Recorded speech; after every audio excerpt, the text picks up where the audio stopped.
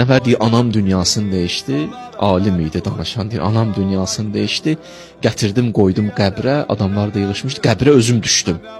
İndi anası dünyasını dəyişənlər bilər də, hə? Qəbrə deyir, özüm düşdüm, deyir, anamın üzündən deyir, çəkdim kəfəni, qoydum deyir, torpağa, deyir, qoyanda deyir, hələ gördüm bir fürsət yarandı, başladım danışmağa. Dedim, xanım Zəhra, anam sənin xidmətçilərindən olub ha.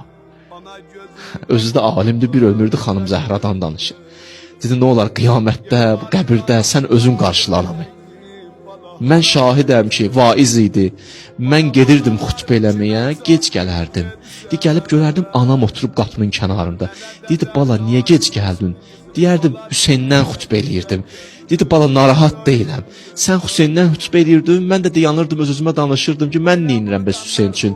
Dedim, bax, mən də Hüseynin əzadarının yolunu qapıda gözləyirəm ki, Hüseyn, anon Zəhra inşallah qiyamət günü məni qarşılayır.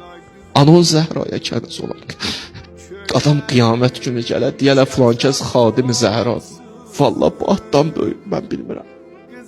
Xanım Zəhraya xadim, yəni Peyğəmbərə Əhl-i Beyti xadim. Bu adla gələ biləydik kaş.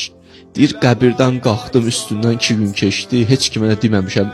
Qəbirdə anamla danışmışam, Allah bilir. Bir də gördüm, bir qonşu gəldi.